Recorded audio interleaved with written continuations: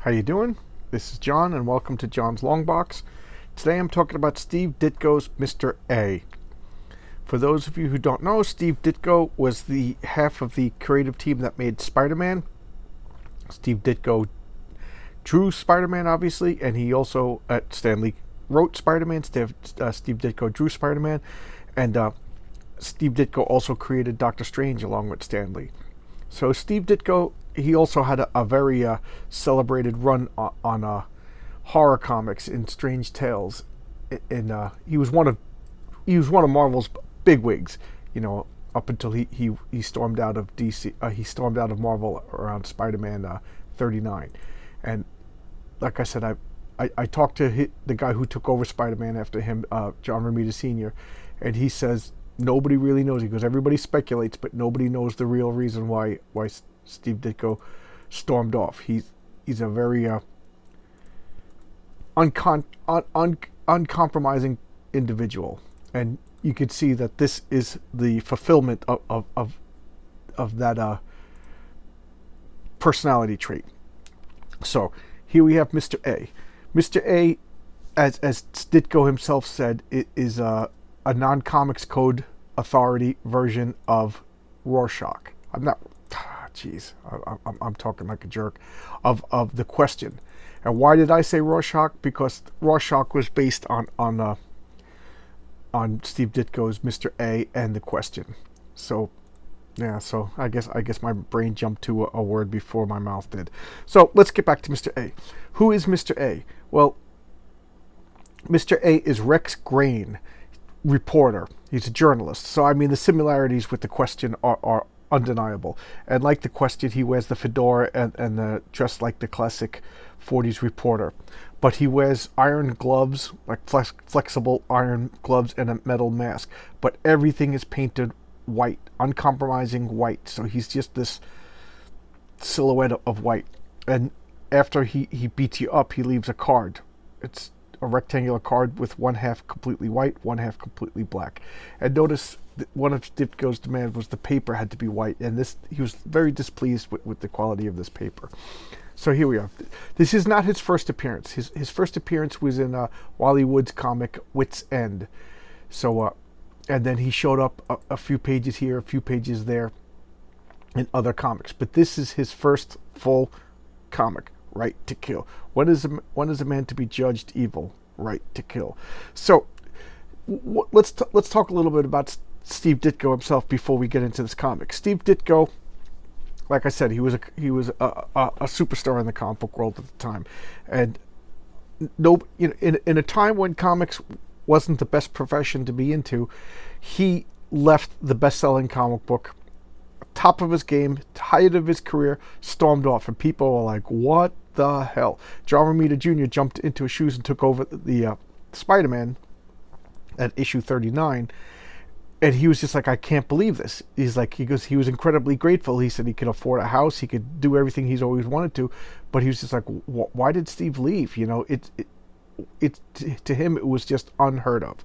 So he left because, maybe we'll learn a little bit about Steve Ditko's personality when we look at this comic. So what you got to know is Steve Ditko is very influenced by Ayn Rand's philosophy of objectivism, where he's supposed to look at the world through objective eyes, and no emotion is supposed to cloud your judgment, stuff like that. I know Ayn Rand gets a lot of crap these days. I haven't read her books. I read about her, and I think I think a lot of the criticism to her is based on people misinterpreting her.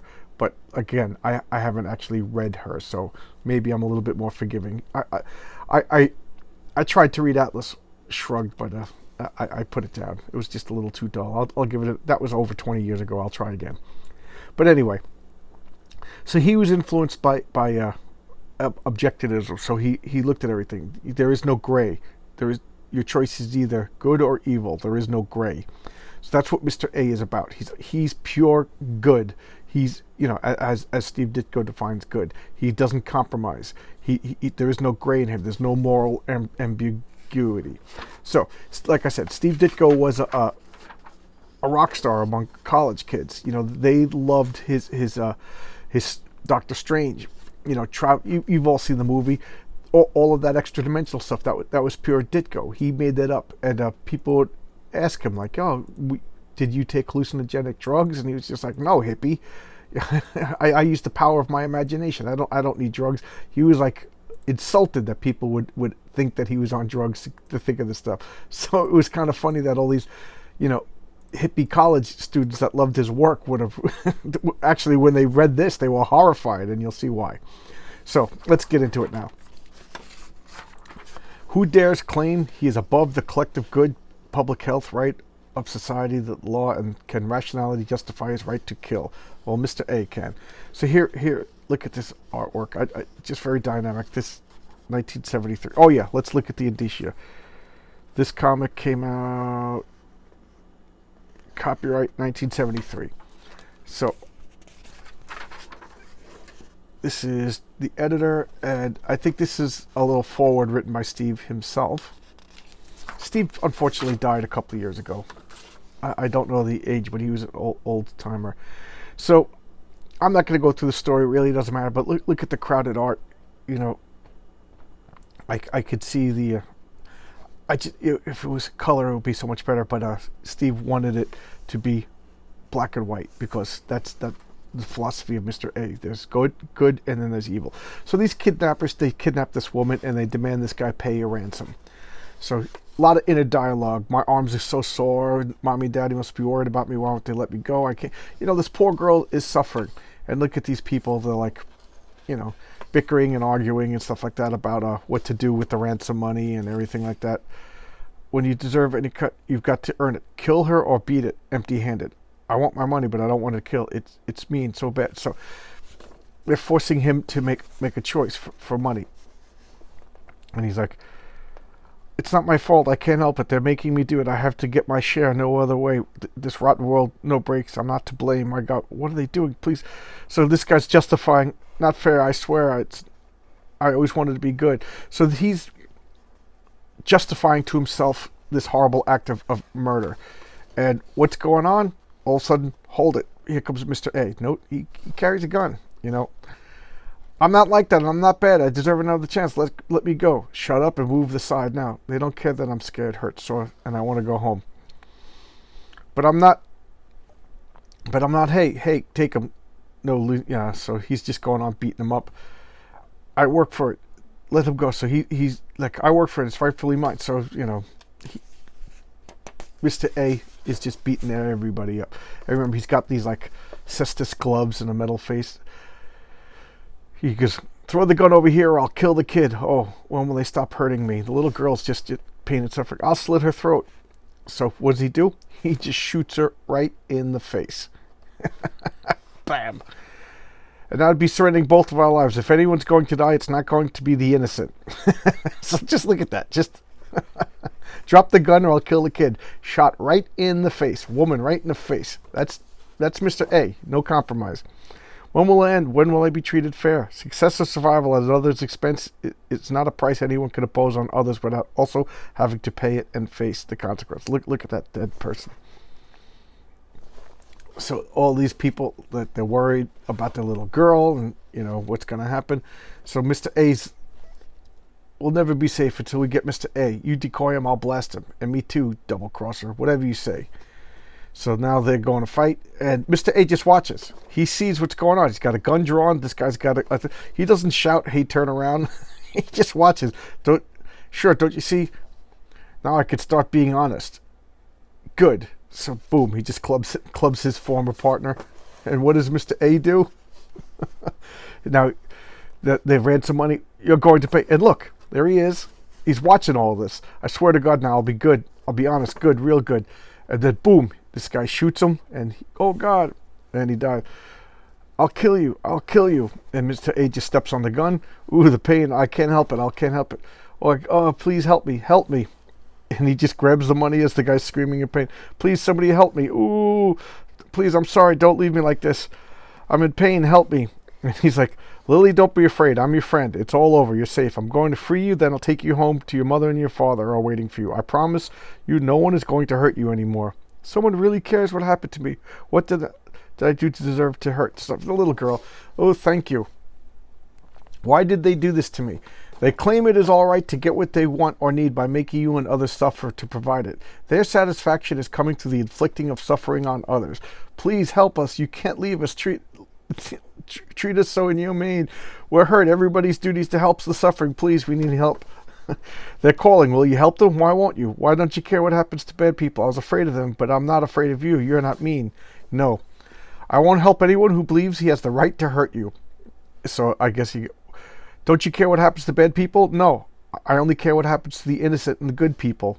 I was afraid of them, but I'm not afraid of you. You're not mean. I treat people the way they act towards human life. I grant them what their actions deserve, have earned. I don't reward the bad or cheat the good. Come back. It's inhumane to leave us like this. We need help. We're suffering. You must do something. Have mercy. We're human beings. Look, my hands are filthy. And the guy just walks away as he falls to his death. Please, justice, help, help. And he's like, have mercy. We didn't mean to harm anyone. Forgive us. See, he's just listening to him and ignoring them. So here's back issues. And then another story. All right, but it's the same thing. Here's Rex Grain in his civilian identity. And his boss wants him to do like a fluff piece or bury a story or something like that. I forget exactly what. And he won't have it. Even in his civilian identity, he's not going to compromise. So his secret identity is just as hated as Mr. A by the criminals, because again, he won't compromise. You know, he's thinking me in the newspaper. I can't brain. Oh yeah. So Grain won't he'll testify against this guy, even though everybody's telling him not to do it. So you cheat, you whatever. And another thing, yeah. So I'll take care of the killer. You won't be bothered by this connection with him. Thanks. And now I have to take care of a present I swore to deliver. So he's just going on and on like, you do not compromise. You know, if you know you're right, you do it. Corruption, deceit. Here comes my cat. Mr. is a thing. Mr. A is A. That's his catchphrase. A is A. A thing is what it is. No man can have it both ways. Only through black and white principles can a man distinguish between good and evil. The principles guide man's basic choice of actions. A man can attempt to choose contradictions, or great principles like men can choose to be dishonest, corrupt, but that choice only leads to evil, to self-destruction. So that's Mr. A's philosophy. A is A. And here's another story. I'm not going to go through it. It's the same thing. But again, his fans that loved him from Spider-Man and Doctor Strange were horrified as this guy just stood there and watched as the bad suffered and didn't attempt to help them. You know, so this is like a 4 or 5 Mr. A stories. So here we have the innocent victim. You know, he wears this steel mask, he wears these gloves, and he will protect the innocent and the good and let the bad suffer their own consequence. So it's not like he's gonna go out and torture you or anything, but he's not gonna save you either. If you're a bad guy and through your inaction or your stupidity or your greed or whatever, if you've come to find yourself hanging off a cliff because of the actions, Mr. A is just like, well, that you deserve that. That's what you created. Don't cry to me over the situation that you yourself created. Don't compromise. And for the innocent, don't compromise. One of the things he says is, if a person kills somebody else, is he a murderer? Will he ever stop being a murderer? You know, you could repent, you could say you're sorry, but that person is still dead. How many people does it take? How many murders do you need to commit before you are a murderer? And the answer is 1. So at the same time, how many things do you need to steal before you're a thief? The answer is 1. You only need to steal 1 thing, and then you're a thief. So how many times do you need to compromise before your reputation is destroyed? How many times do you need to bend the truth before your integrity is destroyed? The answer is 1. So A is A. Good is good. Evil is evil. 1 + 1 = 2. You know, that is the world of Mr. A. You know, whether or not you like the philosophy or not is besides the point. That's the character. That's what Steve Ditko was talking about. So I don't know enough about Ayn Rand or Ayn Rand. I don't know how to pronounce her name. I don't know I just know that it's fashionable to hate on her. And I didn't read. I attempted to read a book. So I'll just say that the Atlas Shrugged was not my cup of tea. It was kind of dull, so I never finished it. Maybe I'll give it another try. So I can't objectively talk about her philosophy because I don't know enough about it. But I got to say, Steve Ditko has got me interested because I find him to be a fascinating person. First off, he's a creative genius, and then second off, he's different. You know, he's off the beaten track than everybody else, and I kind of find that fascinating. But I also get a kick out of the fact that he horrified his fans when they were going to buy the book. They're like, "Oh, wait a minute, Mr. A is just going to stand there and watch these people, die and fall off cliffs." One of them, you could. I think, I don't know if it's this one or my other Mr. A. I only have 1 in 4. I got to get the other Mr. A comic. But somebody gets trapped he's an arsonist, and he starts a fire, and he gets trapped running away from Mr. A, and you hear him, "Oh, it hurts, oh my God, please save me." And Mr. A is just standing there. He's not going in to save him. He's like, "I'm not risking my personal safety to save somebody who started a fire." If there was somebody innocent, I would go in there, but there's nobody innocent. So there you go. That's Mr. A. This was reprinted, I think about 4 or 5 years ago in a new comic books. This is magazine size. This is bigger. Here, just for comparison, this is a regular comic, and so this is magazine size. But this was reprinted comic book size on really, really high quality white paper. Steve must have loved it. I don't know. He doesn't give interviews. He doesn't talk. I never met the man, so I'm just assuming it's everything he always wanted. By Robin Bird, who was his patron in later years. She would pay him, and he would produce Ditko comics. I got to break them out. They're actually quite scary. When I try to read them, I'm like, I don't know if this man's a genius or a madman, in his later years. So maybe I'll showcase it, and you can help me decipher. I don't know. But there you go. This is Mr. A by Steve Ditko. Legendary. Just a legendary comic book creator. And I hope you enjoyed this. Please like my videos. Please subscribe if you're interested. I talk about a comic every day. Sometimes I go off on a comic book related tangent. Once in a while I do a non-comic book related thing, but it's always some sort of geeky hobby thing, maybe board game or a movie or something like that. But here you go. This is my channel, and that's what I do. It's usually me talking about old comics from my past that I have some sort of personal connection to, nostalgia to, or a story that I wanted to share. So I hope that's up your alley, and I hope you subscribe. And at the very least, give me a like. Thanks a lot. Bye-bye.